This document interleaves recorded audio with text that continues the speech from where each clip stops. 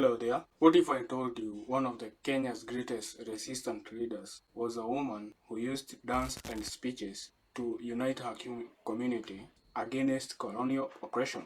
Meet Mekatilili Wamenza, a 20th century forgotten warrior whose leadership broke boundaries. Back then, women had little to no say in most communities, but Mekatilili Wamenza was a clever lady. Before the elders made decisions back then in most communities, they made sure to listen some of the views of the people. And this is where Mekatilili Wamenza took chances of giving speeches about the immediate actions that needed to be taken against colonial oppression. Since the elders were on the same boat of her endeavors, they approved her ideas and told her to go forward and do whatever it would take for her to rebel against the British. Mekatilili saw what the British were doing, especially to other cultures in Kenya. Things are like eroding of culture because most colonial oppressors viewed Africa as a whole as uncivilized men that needed to be shown the way to civilization, imposing hard taxes, forcing young men to hard labor for British interests, and taking strict control of the palm wine and ivory trade that was very significant and essential items for the economy of the community itself. So Mekatilili went forward to unite the people to fight against oppression and clearly their rights as the rightful owners of the land itself. So how did she do it? So Mekatilili started going around the community singing and dancing the famous Giriama dance, which is the Kifudu dance.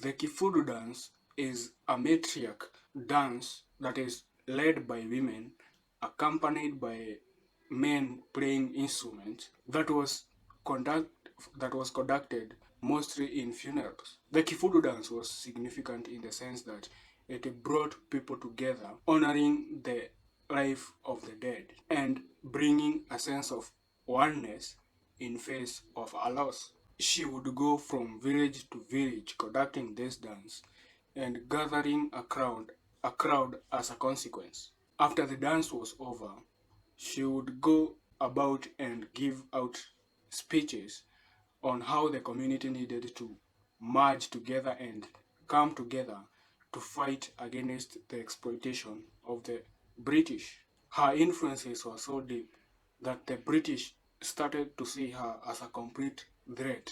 They couldn't handle it. They claimed that Mekatilili had bewitched her people, unable to comprehend the force of her charisma and leadership. Eventually, they arrested her and detained her 1,000 kilometers away from her home in Gusiland, a very remote camp that is 1,000 kilometers away from Malindi, her homeland, hoping to crush the rebellion. Well, strike the shepherd and the sheep will scatter. That was the whole strategy behind that. But here is where the story takes a remarkable plot twist. After 5 long years of detention, she escaped, walking all the way back to her homeland to continue with the rebellion. Well, despite her endeavors being partly unsuccessful, because I say partly because she later pioneered for the struggle of independence in Kenya. And I think we can learn a thing or two from her story. Patriarchy is one of the things that ail Kenya, Africa, and most parts of the world.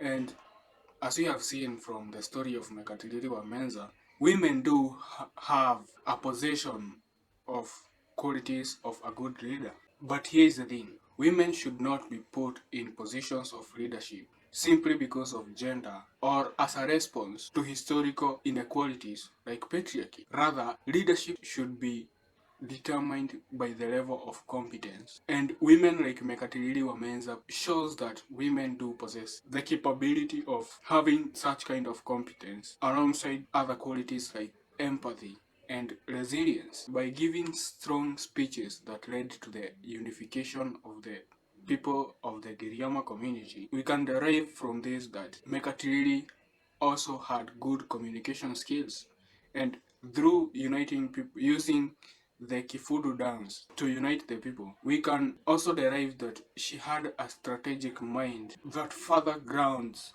her qualities as a competent leader. In conclusion, we can say that in a world still grappling with the inequalities of gender, Mekatilili Wamenza's leadership and resilience stand as a powerful reminder of the qualities of a great leader. Mekatilili Wamenza's leadership serves as a powerful reminder that the qualities of a great leader transcend gender. Her legacy challenges us to break free from the constraints of patriarchy and embrace competence, resilience, and empathy as the true hallmarks of great leadership. Her story teaches us that women, often overlooked in roles of leadership throughout history, have demonstrated the same, if not greater, levels of competence, empathy, confidence, and resilience. Mekatilili's example is a call for us to reevaluate leadership selections in today's modern world, focusing on merit rather than preconceived notions of gender. Okay, that's it for today, guys. I hope you enjoyed the video, and I hope to see you in the next one. Cheers.